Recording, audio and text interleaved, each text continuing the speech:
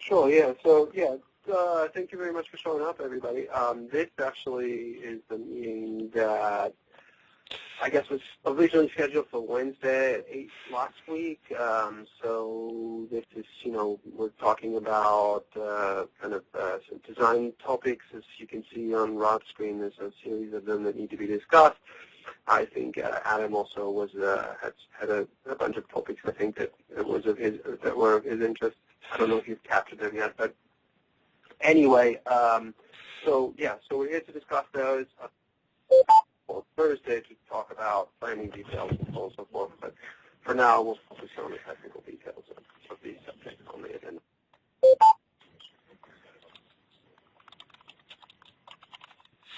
Okay. Is there anything else that we want to? What I'm assuming we're going to do is keep a list of topics we're going to parking lot, and we'll just push them into the future if people want to add them as we go, because I know we're probably going to have too much to cover. Can I suggest that we do the easy ones first, and then stop in 30 minutes, do a checkpoint, or do we want to do the hard ones first? Sorry to interrupt, but I just want to quickly introduce myself, because I guess it's the first time I'm joining this call. Right, so I guess you guys saw me around the mailing list in RSC. So my name is James Tan. I'm working for SUSE. I'm based in Nuremberg, in the headquarters for SUSE. I've been working around with Rails for, 4 to 5 years. I'm usually working on this thing called SUSE Studio. I don't know if you guys saw it, SUSEstudio.com. It's a Rails app. So I'm managing a small team there. So I'm in charge for QA, for managing the features, the team. I'm also hacking on stuff. So I think for this project, for Crowbar, I'll be mostly hacking on stuff. So that's all. Excellent. Thanks, James. I'm Rob Hirschfeld. You guys want to go around and do introductions so we have everybody's voice? All right. They can probably hear you through my mic. There we go. That's better. Okay. My name is Victor Lother, and I wrote and maintained the building continuous integration systems for the DevTool or for the DevTool and for Crowbar as a whole that we use internally at Dell. And many, many other things.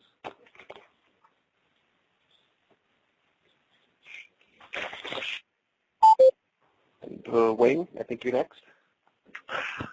Hello, everyone. My name is Wayne Allen. I work with Crowbar currently with Rob Hirschfeld and Victor. That's all.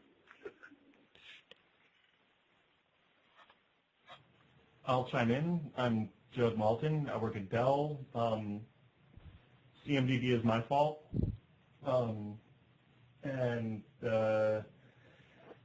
That's it. I'm a Rails noob. I'm a longtime Perl hacker, Linux enthusiast, and I commit wantonly to dev.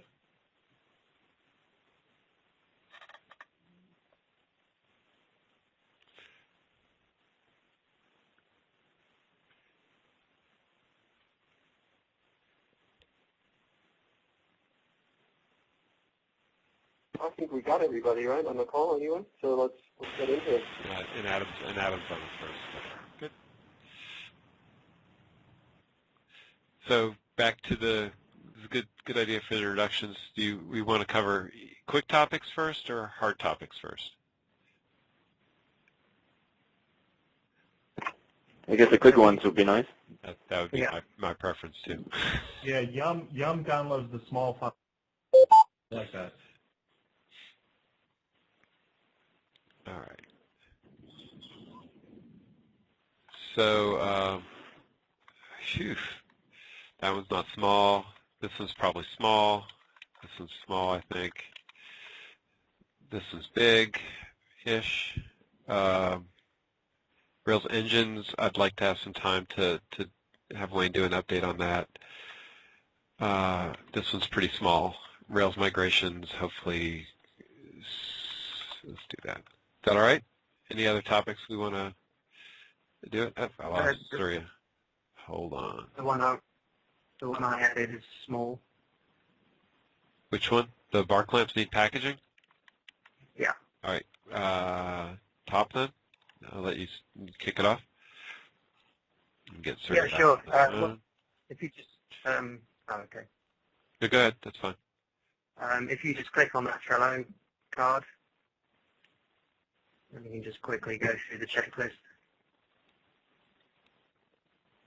Okay.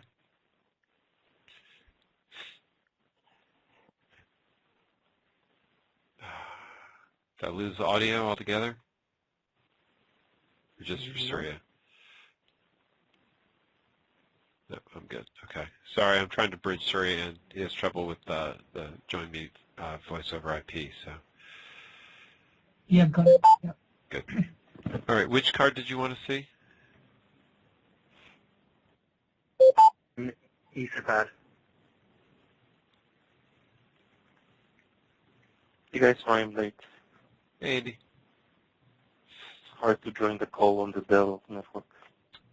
I understand. Yeah, so ignore the first three items. These are ones that we don't have packages for currently. Okay. You know, a lot of those, they're typically either ones that are relatively new, like pull from source or Cinder or Quantum, and then there's stuff that we have no idea what it's for, or at least I don't, and we never needed it. Yeah, like Pig and Hive. Right. These are all the Hadoop ones, and they're focused right now on RHEL and CentOS. Cloud Foundry's old. So do you want to just cross off these for now? Yeah, any that you think we don't need, yeah, by all means, pick them.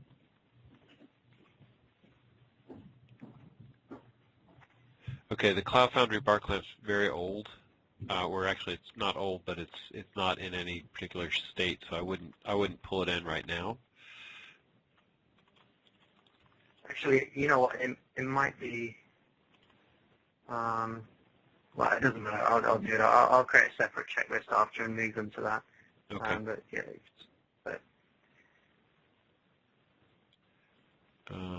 so we want pull from source. Okay. We definitely want pull from source because it's how we want to tackle bringing in OpenStack for development right now. Yeah. And Sorry, I'm planning to talk about some of the issues that came up on IRC. Did I miss that, or? No, we prioritize them. So if you jump back to the Etherpad. Okay, sorry for it. I'll look there. That's cool.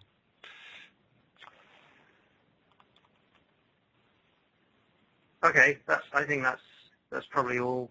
So the MySQL one. Does that work completely differently from how we do our Postgres? I think the bar clamp that you have, I thought it did both, and I think that there's a MySQL bar clamp that is either, and I would deprecate the MySQL one in favor of that, but. Yeah, we have bar clamp database and bar clamp Postgres. Right. And if I remember correctly, they work in conjunction, so I could be wrong about that. So I thought we just want Postgres instead of MySQL. Doesn't make sense that both, does it? Well, there are people who would want MySQL. I don't mind dropping it. My understanding was the bar clamp database did both. Really, ultimately, what I'd like. Go ahead. How different is your database bar clamp from the chef recipes in there from the Oxcode one? Bingo.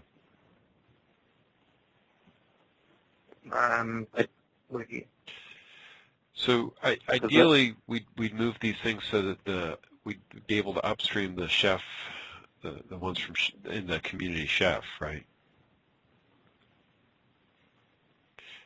Yeah. I believe the ops code one is capable of doing those. I believe you're right. I can double check quickly. Okay.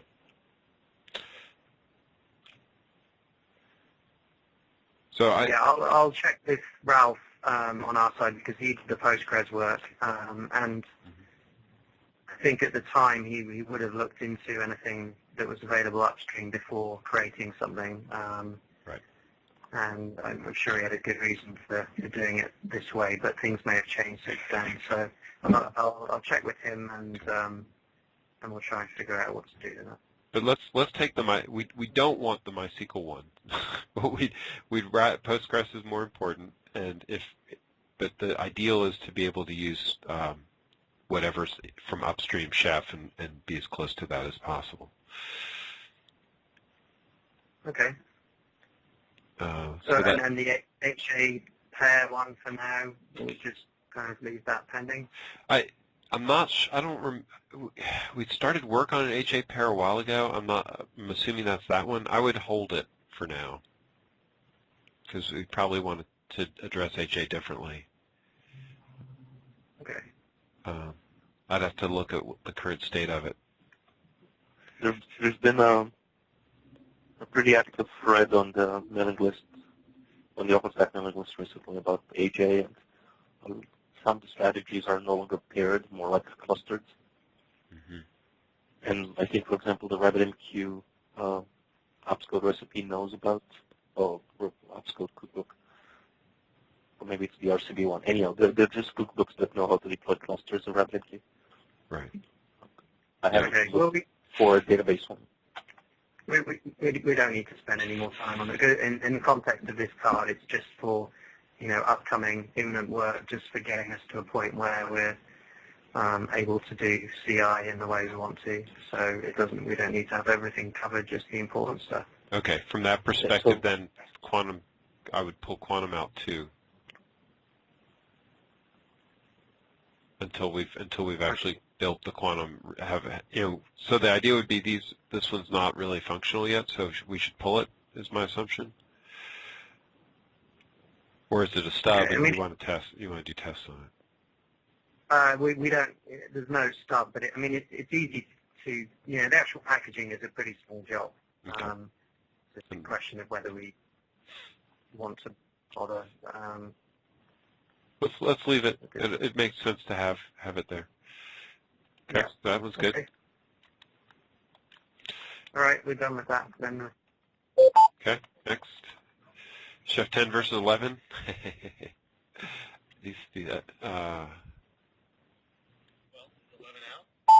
I added a chef question, so I don't know if you guys already discussed this before, but I'm just wondering, at least from your perspective, do you guys have a preference? We prefer to stay current, but we found that it presents migration challenges because not all platforms support it simultaneously, and then sometimes we find bugs and issues. So Victor's looking right now. Certainly, it's easier to do it now. We just need to. It's just a matter of investing the time. We had a short discussion yesterday about that, and I guess we're trying to find Red Hat packages for Ruby 1.9.3. This is a rel issue. Like So I think we're still talking about the chef stuff. Right, we're still on this one. Well, sorry, I Chef looked at the 11 first. is, not out, and I don't think we can really migrate to it. So let me try to rephrase this. So you guys prefer to stay on Chef 10 rather than 11, is that right? And then you're still evaluating to see what makes more sense. If 11 will work on the platforms that we're trying to support, then we're in favor of migrating. Okay. I'd rather do it sooner, and then not have to do it, in April or March, if we can. So for that, I guess we have the similar concerns where we're still trying to figure it out. I mean, one thing, Chef 11 is still not very clear when it's going to be out. It's soonish, but yeah. and how stable that will be remains to be seen. But our concern is, I guess, similar. Like, if we stick to Chef 10, it'll be easier to do now. But at some point, in the future versions, we'll need to upgrade Chef 10 to 11, and then to upgrade existing systems, deploy it to the cloud or Crowbar, whatever. To switch over would be a bit of a pain because it's quite a big change on the Chef side, right? Like they're getting rid of CouchDB. I'm sorry? At least on the Chef server side, I don't know if the client is changing that much at all. Exactly. On the server side, it's a bit of a pain. So at least from our side, on our side, it's not very clear which is, the lesser of the two evils right now. But I'm just wondering if you guys have looked at it, and then, if you have, then maybe we could share some of the results and save each other time. Sorry, hold on a second. I dropped the call by accident. I got to hang up and then add you in.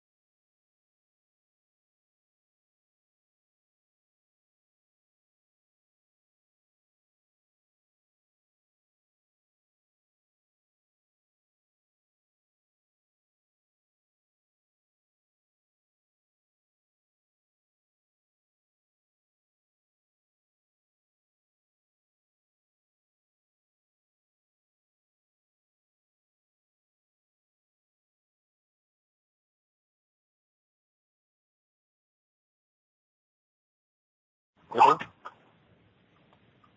I haven't looked for it. Last I checked, it's not out yet, but it's supposed to be out, I don't know, sometime this month or, next month. I don't know. They don't actually have a date. Let's add a Trello card in the backlog for, in the background board for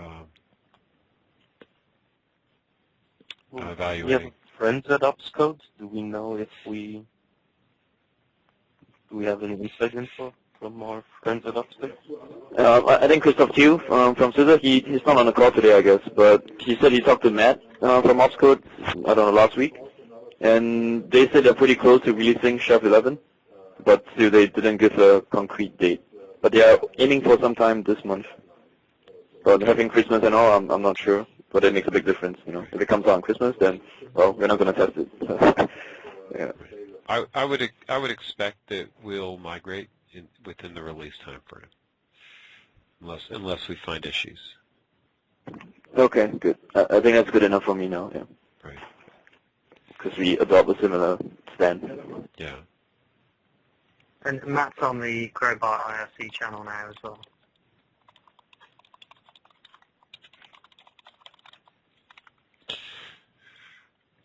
Okay. Our holdup on the 193 support is RHEL. If we want, Victor, you want to talk about what the challenges are? I think you've done the most analysis on it. It's mainly just getting a build of Rails of Ruby 193 on the Hat 6.2 and trying to avoid having to build it and package it ourselves. I'm surprised there's not really a package there. I haven't been able to find one. All the packages for Rails 6 are Ruby 187. Okay. Seems like when people fill that gap, they just roll their own. I saw some murmurs around Rails 6.4 coming out soon. It won't have it. They never add new major versions of stuff in quick releases of Rails like that.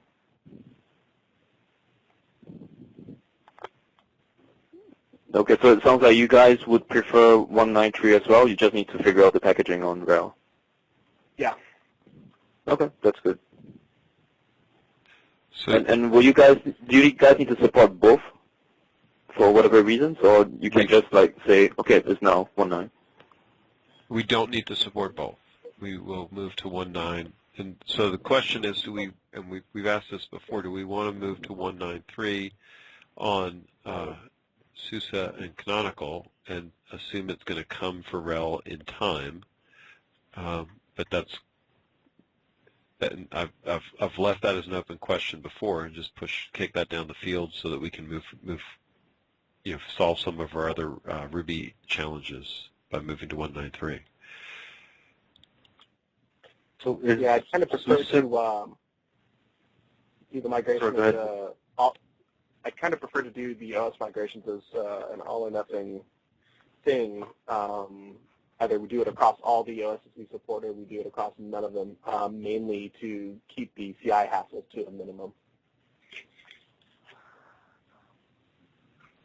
Does SUSE build packages for, I know you build RPMs for all kinds of things. Do you build them for Red Hat for Ruby by any chance?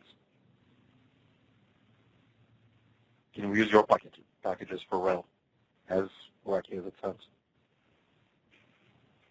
I don't think we do. I could check. Yeah, so I think the OBS that SUSE has technically can build the RHEL packages. That's not a problem, but yeah, we don't actively do this, of course. But if you guys want to use the infrastructure there to build it, I don't think that's a problem. Victor, does that make your life easier?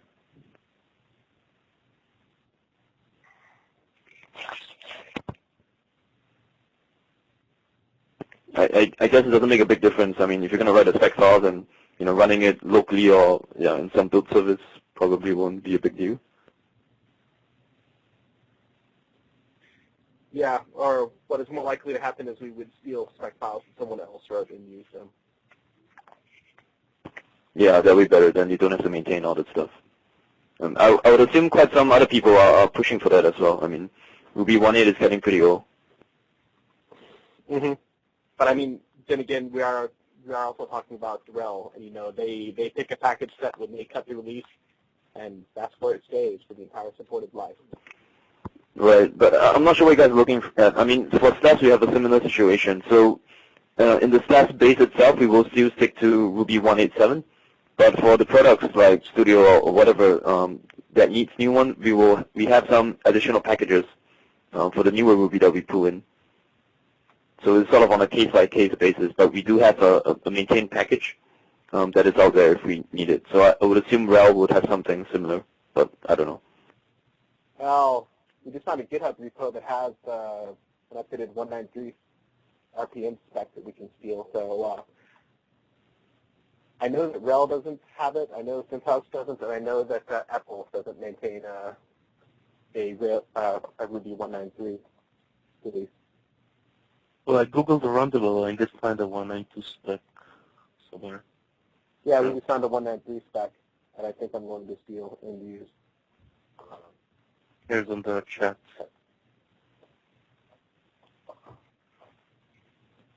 So let's create a card.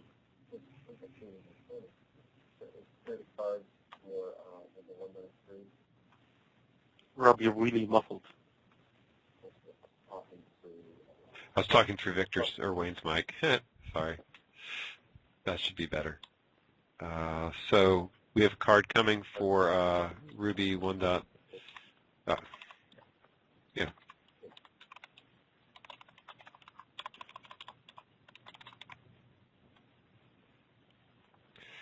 So in this case, it's going to have to be on. How do I open the card?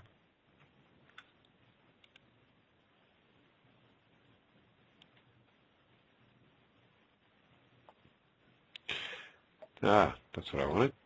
Sorry, it's running slow. Checklist. Is it 192 or 193? Thought we were trying for 193. Yeah, I'll go for 193. And I'm having I trouble. vaguely remember. Server. some stability issues around Ruby 193, but nothing concrete. Really? You mean you prefer 193 to 192? No, the other way around, 192 to 193. Okay. But I'll try to find the reference for that. I guess it doesn't matter much at this point. Okay. I actually have getting it done. Okay. I actually haven't seen much of 192 in the wild. Most people are either 187 or 193. So we have been using 193 in production for Suzy Studio for quite some time, so it's pretty okay there. All right, ignore me.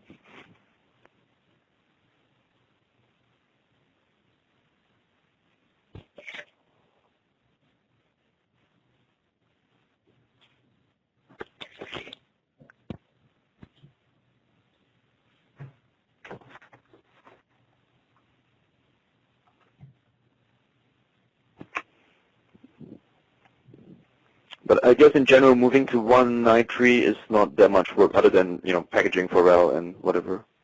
I think code-wise, we just need a few changes here and there. Hopefully. Yeah, but do you have an idea of how to find all the places? Change it and see what breaks. I mean, that's what the tests are for. Methodology. I mean, there are a few migration tools. Do we want to assume that we only do this after we have some level of coverage of unit tests or testing? So from my perspective, I mean, right. So, yeah, I mean, the code-wise for 193 is basically backwards compatible with 187. So we could just go through the code and make sure it works for both versions, basically. I mean, there'll be some new things like some new syntactic text in Ruby 1.9 that 1.8 doesn't work, but we don't really need to use those right now. If I remember correctly, there were some minor things that were actually broken. If you went 187 to 193, actually breaks a couple of things. Yeah, I mean. All right. So here's the trick. We're going down in the planning side and off the design side. So we lost your screen. Did you? Sorry, I paused. There you go. Is that better? Nope. That says it. Now it's gone again. Better? All right. No, I don't see it actually. It's just me.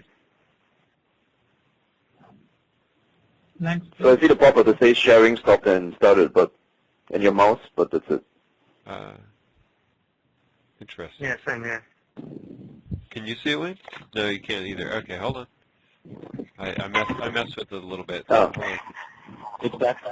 It was back for a second. It was gone, right? It's back. Here you go. Yeah. All right. All right. So I think what we've got this moving forward now. We've got a card in the backlog for it. We can keep moving. It sounds like we're actually going to switch this to doing. We'll talk about done's tomorrow, Thursday morning, and we'll do some of the Trello maintenance. Who's doing it now?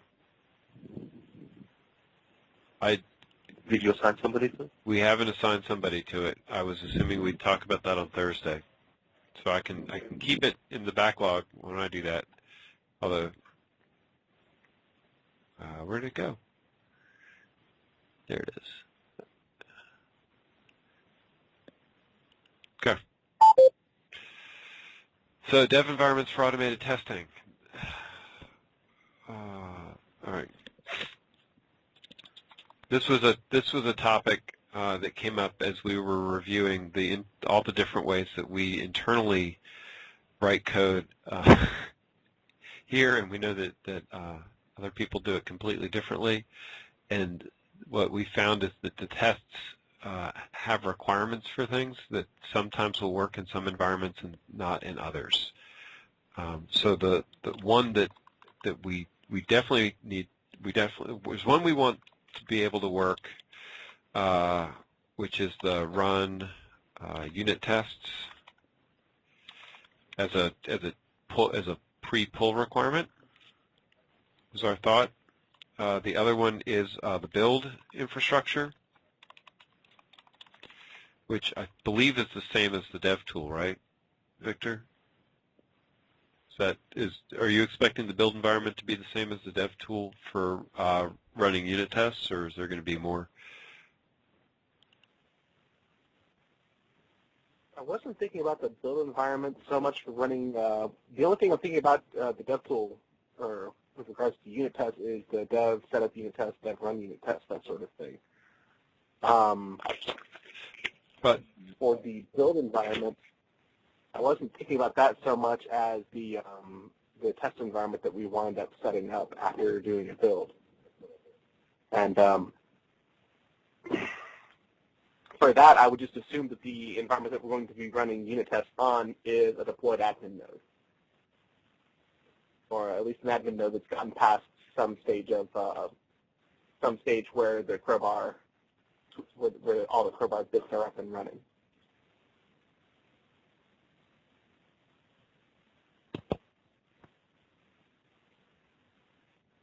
So I'm trying to capture the notes here. So this one says there is a deployed admin server.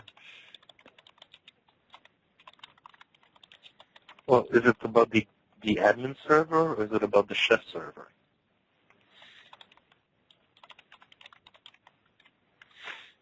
I think it's the chef that's actually the more critical. Well, there's both. I think they're both elements of both, because it has to do with what we've merged together or packaged and how the different pieces flow. I mean, right now, we don't run any tests against chefs specifically. So all the tests that we run are against essentially the Crowbar API and testing the web UI.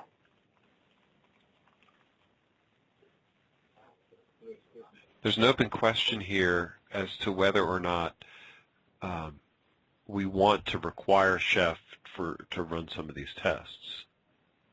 Right.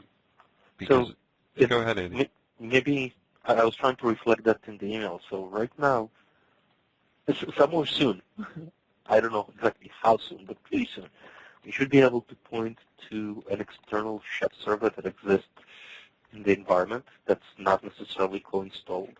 Right. Right. That's one of the features that we're working towards, and we should have it sometime soon. So I guess what I'm trying to say is, let's not. You broke up, Andy. No, I'm being pinged on IM. I took a second to say later. Okay. So I guess if we look at not the immediate state, but the state will be in soon, when we have the ability to say you don't have a Chef server, or you do have a Chef server that's over there, how would we want to structure our development environment then?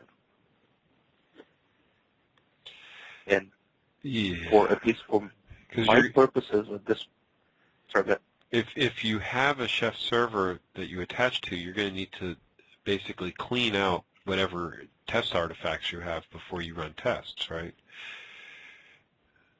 Or we could come up with a way of, for example, injecting a prefix that you have one Chef server that has a prefix for all different prefixes. Like the tenants, using the tenants concept or environments, right? Yeah, exactly. So the open source Chef doesn't really have tenants, so we can't really use that. And environments are not a strong enough isolation barrier, because they don't really isolate,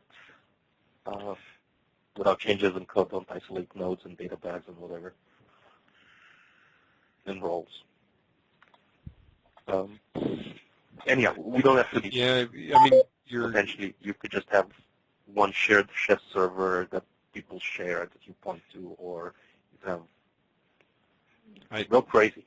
Yeah, I'm mixed on that. I don't think that addresses the question here to the extent that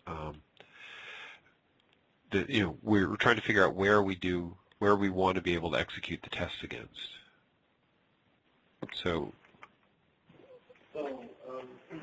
right. That was sort of the I see where you're going, Andy, and I think you're anticipating something we're going to get to. I want to cover the first of where do we run the tests?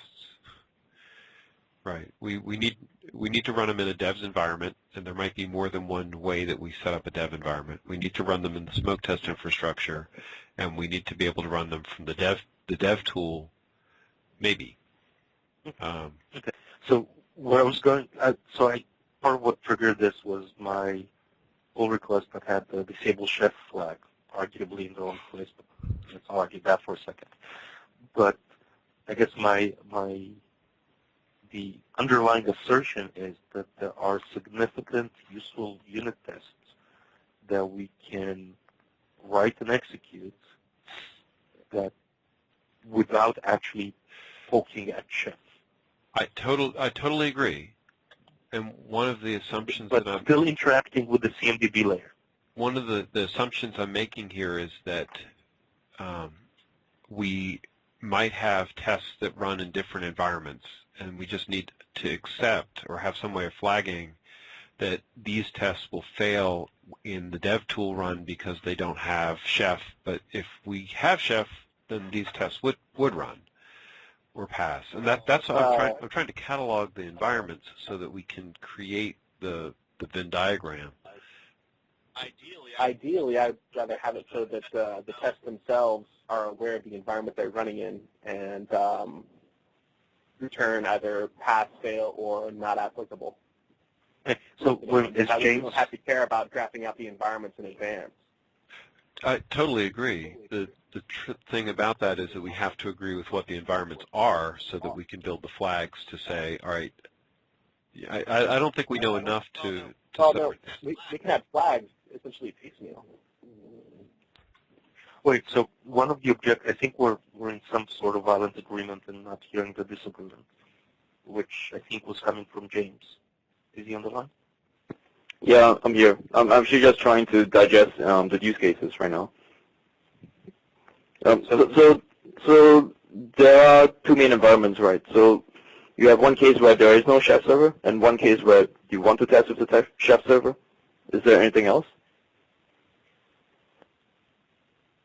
I don't think chef server is the only difference, right? One is basically a full install, where we've actually installed an admin node and we run the tests against that, and then the dev tool deployment is flatter. It's just Ruby. It's just running the app as a Ruby app. It doesn't actually do all the infrastructure. Okay. And so Okay. it's chef plus a couple of other things. It's not only. Right. So it sounds like we're mixing a few different things here. So if I could kind of take a step back. So usually in Rails we have the three main environments, right? The default environments. We have the development, production, and test, right? So usually when we talk about the dev environment, we talk about the developer's dev instance. So this is the instance where he's poking around the web UI, basically just the Rails stack itself, right? And for the test environment, you can run all the different kinds of tests. And then within that, there are sort of a few different types of tests. So one is a unit test. And unit test, by definition, means that you only test the module itself. So for the Crowbar unit test, this would mean that you don't talk to the chef service at all. So you can mock the request. So with RSpecs and mock whatever, you can sort of mock the a chef server behaving there, but you don't actually rely on an actual chef server because setting that up is small work. And then when you have the unit test, so that should be something that's running pretty quickly, so that you can use that as a gate for every pull request. So every commit should not break unit test. And then for one of the problems right now is that we have legacy code that's not clearly separating what is using Chef to just store data like we will now do in our database map model versus it uses Chef to actually trigger operations on the nodes. So our legacy models basically use Chef as a backend data store. And as they migrate, that's where the disable Chef flag came in, where there's the legacy code that stores data in both. Right now, the system is in a state where the migration is such that we store both in Chef and in the database. And as we migrate things that to be in the database and modify the whole system to start reading the data back from the database, we can nuke the old code that's nuke, move, migrate, whatever, the code that actually pushes stuff into Chef. That migration path is a little problematic. Right. Okay. So everybody agrees with sort of the overall picture. It's just that because of this migration, that we have to turn it off sort of barclamp by barclamp or module by module. And only in certain environments and not in others, right? Okay. Because in order to fully install an admin node, you need the Chef code to still do what it's doing. Because the parts that all the bar clamps still rely on that part of the system working the way it does today. But if you leave that code in there in the unit test environment, it parse badly. Right. And while I completely agree that we want to have our spec tests and unit tests, I really do want to make sure that we maintain a body of systems tests that we run against a fully deployed system, because agreed. From our perspective, we smoke out a lot of issues that way, especially when you get into. Right. I mean, don't get me wrong. I'm not saying we should get rid of the current tests you have, but I'm just saying that this should be cleanly separated, right? So for the developer working on Crowbar or hacking on stuff, the requirement should be he always runs the unit test, and that should pass. And if the full integration test, if that's fast enough, that should also be a requirement. But usually spinning that up, I don't know how long it takes for you guys, but usually spinning that up takes quite some time. Right. So for us, we usually leave that as a later thing. Well, that's so when we submit a pull request, usually all the tests should pass, and then in the background, sorry, go ahead. well, let me explain what we've been sort of converging to as our dev process. Although we're still trying to reconcile the different ways that we develop against this. So while you're developing a feature, what we'll do is we'll work on the unit tests. We'll run those against a live system. We'll run the BDD infrastructure tests against a live system. So we're actually, as we're developing, we have a running system. We're making changes to, we test, and then we run all those tests through that. We roll those up into a commit.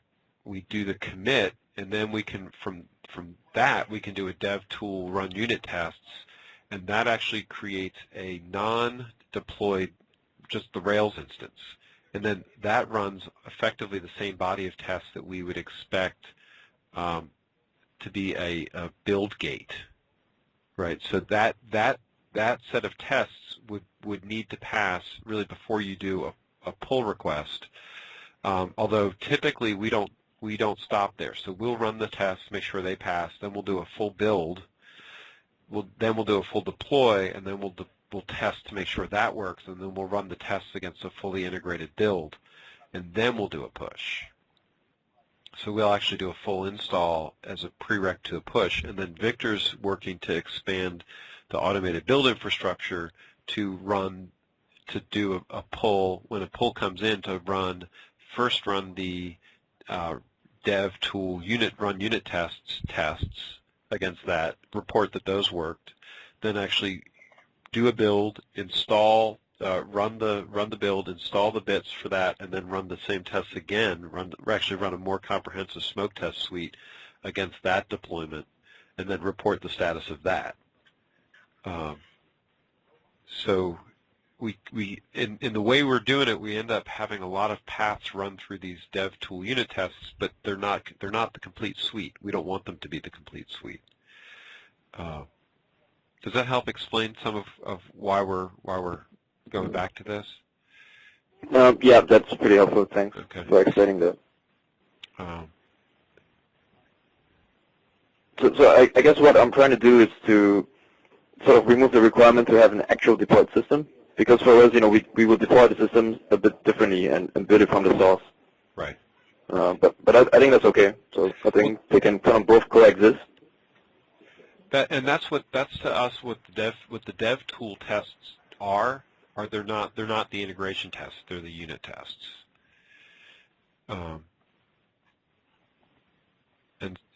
But some of them right now do require Chef, and I think maybe the simpler answer is to just make the test smart enough to say, is Chef running, like Andy was saying, and have the tests pull back if it isn't. Just have the test automatically pass. Well, would it make, I think maybe I'm putting words into James's mouth, but I think what he was trying to say is, or what I understood was, let's say unit tests never work against Chef. Let's say BDD tests can assume that there is a full install. Let's categorize the tests as to what type of tests are expected to be run in which environments. Is that what you're saying, James? Yes, that's correct. And I think even within that, depending on how you set it up, you can also have, sub-variants of that. So for me, I was thinking that, having some kind of configuration option might make sense. Mm-hmm. So, by default, you don't want to run your BDD tests against Chef because maybe you don't have a Chef server set up. But you can sort of override the default and also have it to run against a Chef server. Right. And I expanded the code to enable that. So we can now say, skip this test if you're not in this environment. So we're handling that case. Okay, that's great. And I think the other cases we can handle by checking to see if the Chef server's on is running or not, and we just need a handle for that. So I think what we're coming to is we need to agree with these what the environments are, and then we just need to build hooks so that the tests don't run in environments where we know they don't run. Yeah, that makes sense. And I think Rob, go ahead, Andy. That comment was specifically around the BDD tests or overall? Overall, because I don't want. I would like to suggest that that unit tests never need Chef. Yeah, kind of by definition, unit tests should not rely on some other systems. You could redefine what unit test means within the context of Crowbar, but yeah, the general definition would be that. So you call that integration test if it needs to interact with something else. Right. And that's so to qualify what I just said, I think Greg started writing RSpec Chef tests, which is a category of tests that test Chef recipes, which potentially kind of imply that they require Chef. Right. Although I think you can potentially... But Chef spec, that's more like Chef unit test, right? So that doesn't actually require a running server. It sort of mocks that. I haven't played with it enough to see how it deals with things like search. You can't truly... Well, I guess you can mock it. You're right. It basically mocks it. So I used it a little bit for Studio as well because we were migrating from Pepper to Chef, and yeah, that's at least what I understood from that. So I think a full integration test in this case would be something like maybe you run the BD something in Crowbar, and Crowbar, to get that done, it calls the underlying Chef server to do something else. And so I would call that an integration test. Right. And the BDD will be able to identify that as a flag and act on it. If we want to do that, if we can do integration tests, okay. So I think we're coming to the simple answer, which is unit and RSpec tests are unit.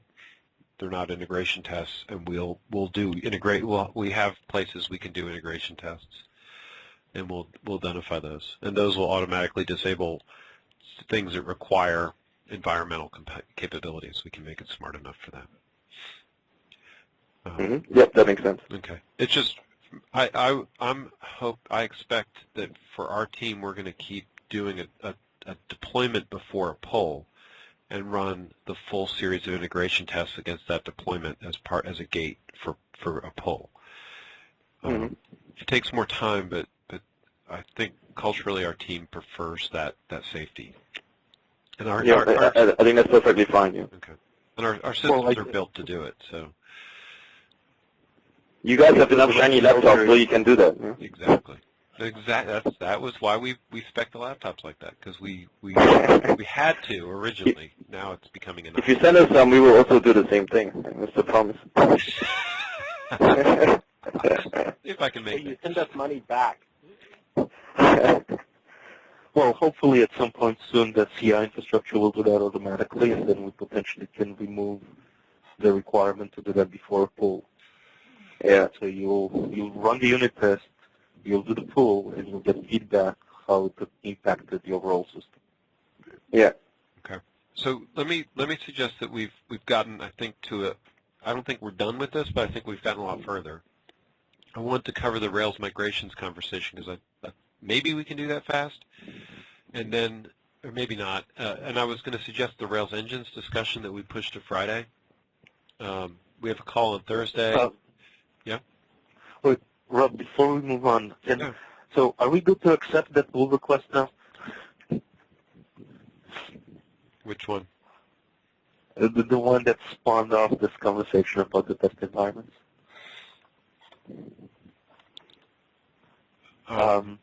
Specifically, I think there were a couple of points that James, short of the tabs, I'll fix the tabs, but I think there were a couple of other items, potentially one that actually ties into the Ruby migration. Right. Yeah, I mean, at least from my point of view, I guess those are more of questions. I'm just wondering why it's being done this way. So yeah, you can go ahead and submit that. The migrations or the test environments. Oh, this was both actually. Okay. That's why I about want the to talk about disabled chefs. migrations. But I can go a little bit longer if we want to. I'm just trying to respect everybody's time commitments. I guess my only question there was about initializers versus application configuration. Right. I think both James and Adam pointed out around we should really move stuff out of the environment config into the initializers. Okay. I think are you referring to the pull request that I sent? So I sent a pull request that sort of does that, which fixes some stuff that I ran into. Right. And Andy, I haven't reviewed it. Andy, did you? Frankly, I'm not familiar with Rails initializers. Okay. Part of the issue is that I think the values will be different between environments. So moving them wholesale into initializers rather than the whatever environment configuration might be problematic. But that said, there also most of them are going to disappear the moment we fully move into the database. Okay.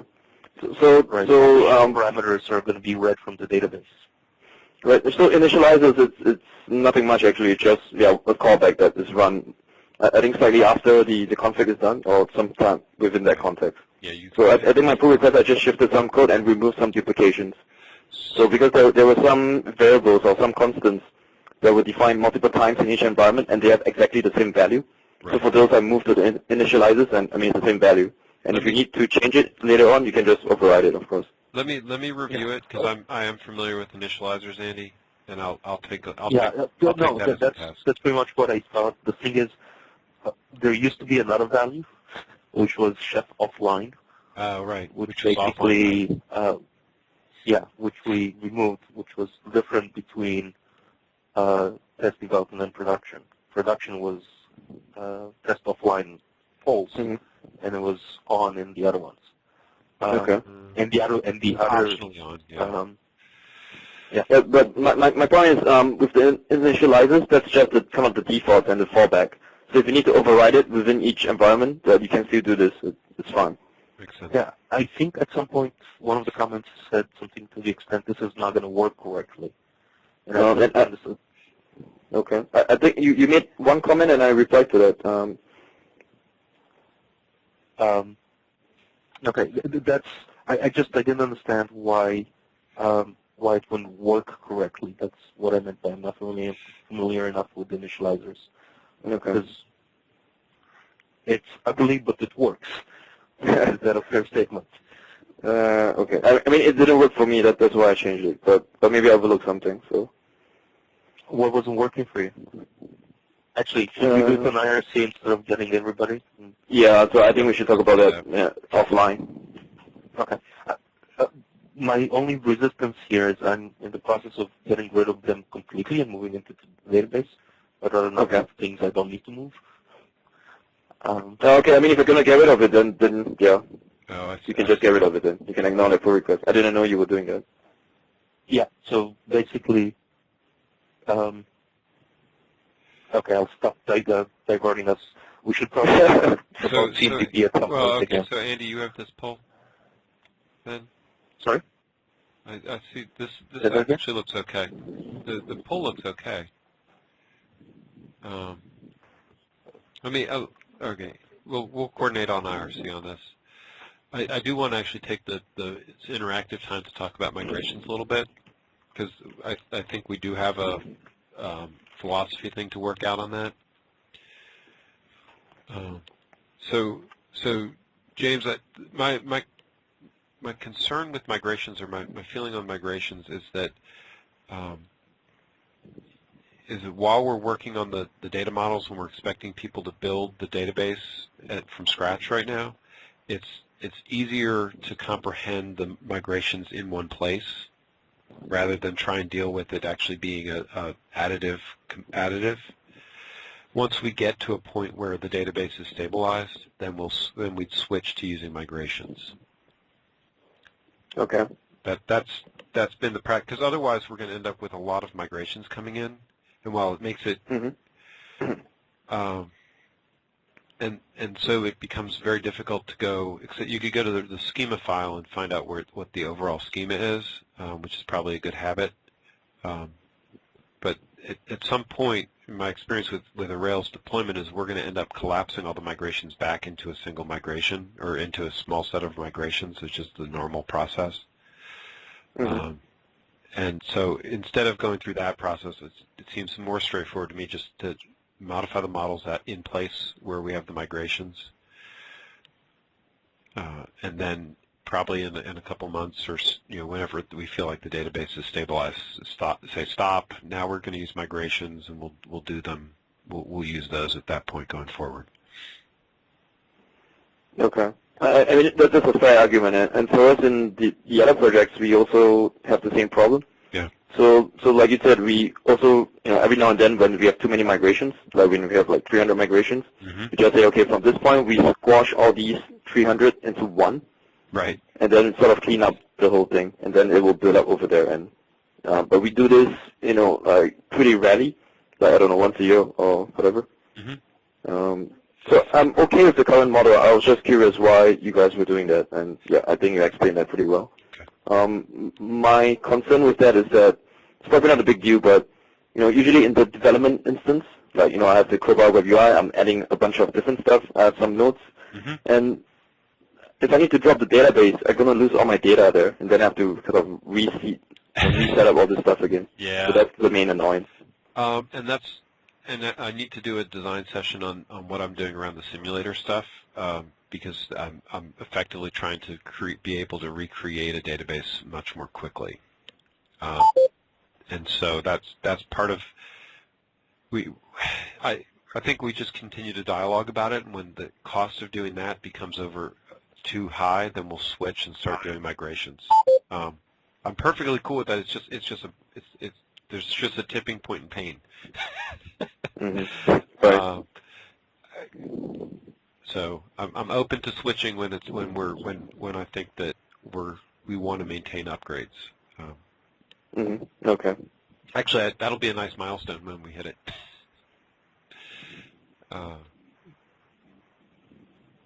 Right. That would be cause to actually cheer a little bit, in my mind. Yeah, I'm looking forward to that. Just from my understanding, so the only time that existing migrations would be changed is by a collapse, right? And not so that there would never be any sort of editing of existing migration. For the future. For probably another couple sprints, I'd like to be able to keep changing them in situ, and then we'll start doing the collapses. Okay, but you would only be changing ones that were recently created rather than like historical ones, right? that'll be the goal. I feel like the database is still wet enough, still fresh enough that changing the base ones is still practical, and then we'll get to a point where the core objects are now built up enough that we lock them, and then we only do it exactly what you're saying, is we only do it by additive migrations. Yeah, I mean, my only pain point is that I have to drop my development database, and right now I don't have much data there, so it doesn't really bother me. Right. But I don't know if this will change. It will, and at that point answer, we'll change strategies when we get to a point where it's a pain. Or would the answer be that build a rake task that populates your database, so it doesn't matter if you lose your data? It depends, right? So there are different types of data. So Rails does this DB seed where you can seed some kind of initial data, and we can use that for some whatever that makes sense. But as you use the system, you're going to get a lot of history in that system over time that you don't the data. I mean, you can do stuff like you can dump out your Postgres or SQLite database, but when your columns change, you can't re-import that again. Exactly. So there's no easy way to do these.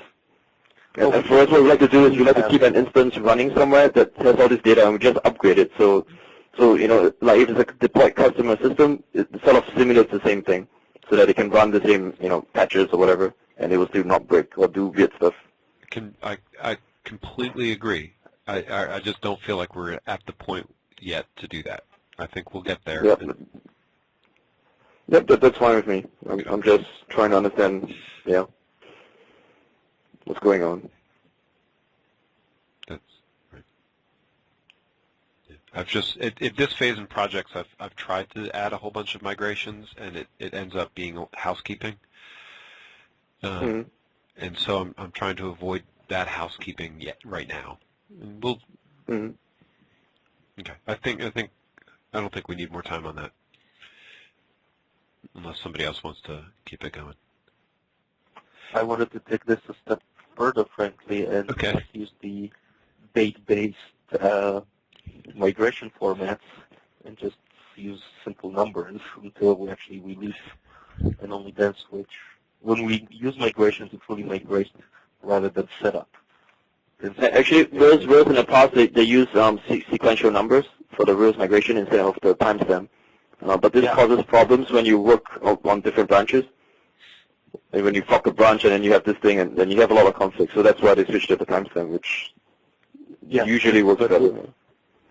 Agreed, but we're early on at this point. Yeah.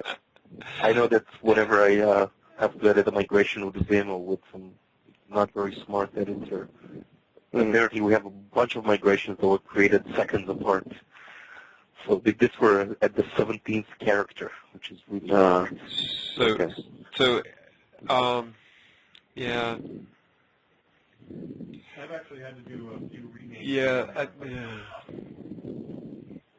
Andy, your case just isn't compelling enough for me. I'm sorry. I won't push the.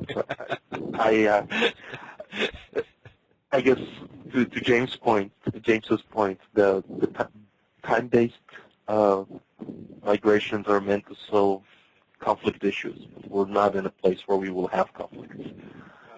Yeah, we will when the Barclay get in their own things. But we will, right? Like if I work on a feature, I fork something from master, I push a migration, and if you do the same thing, and if you use sequential numbers, we will both have the same number, and when we merge, it's gonna conflict, right? Yeah, or we need to change the sequence for things. That's the one that I've already hit. Is that I've had to tweak the sequence of install for some of these models as I change the dependencies between them, and so I've needed the gaps that the time base creates. Well, sometimes those, anyhow, I'll stop pushing it, just thought I'd throw it out there and see what am I missing. That conflict thing is a good point that I didn't quite appreciate. Yeah. So, but I mean, we can carry on the discussion on the mailing list, so I think more people can join, because I think quite a few of the guys are not actually on this call. Okay. So, yeah. So, for the next... Well, did we settle this? For now, please? Sorry, yeah. I'm fine with that, yeah. Notes in here. Okay. So we're going to, for a little while longer, TBT in design,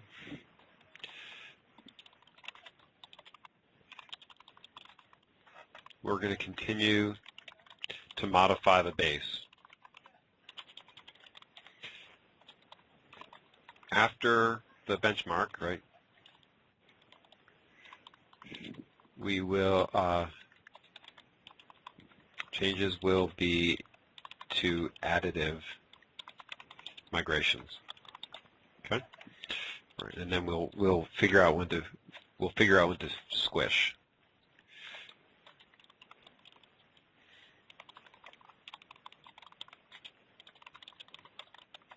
Okay?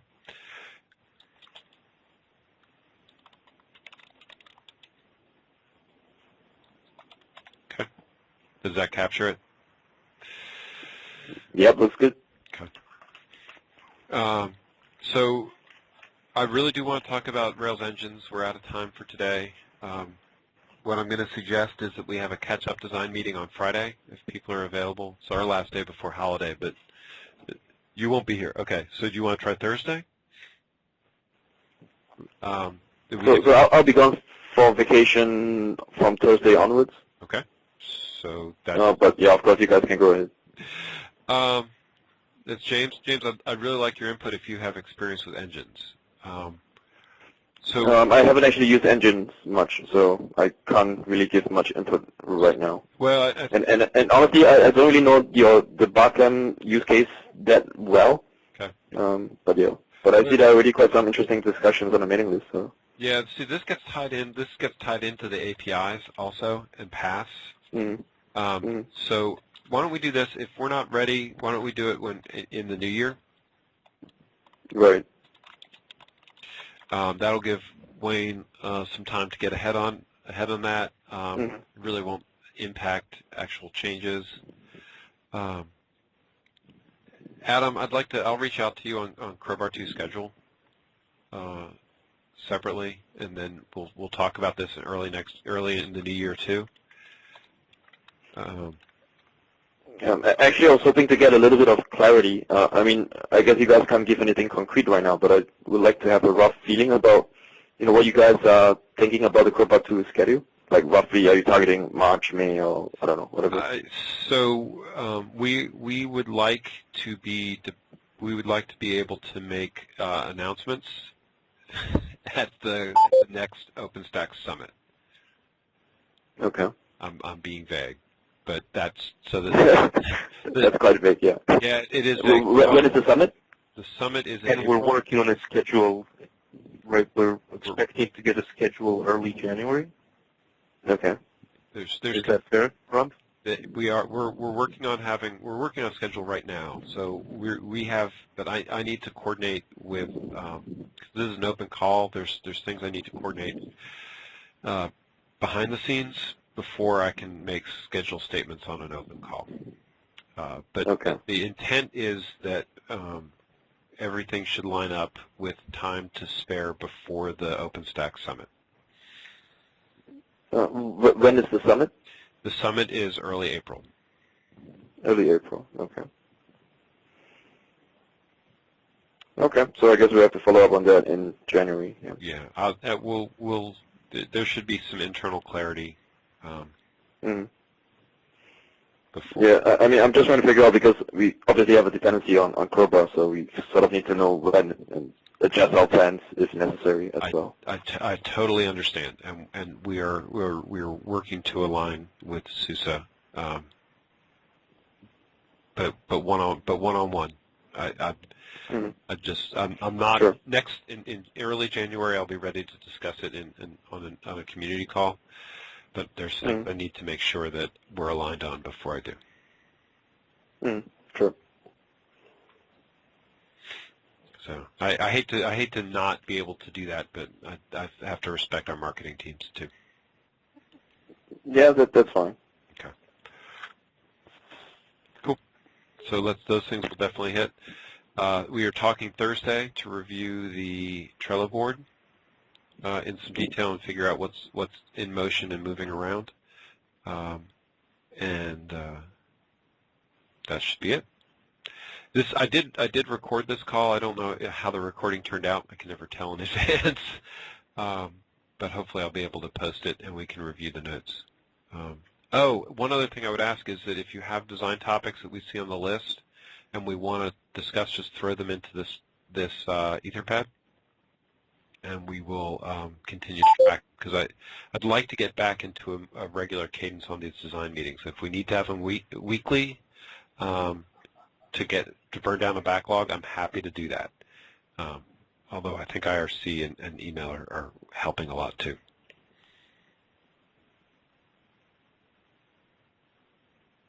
All right. With that, okay, sounds good. So I guess we're done? Yes. All right. Thanks, guys. Thanks, everyone.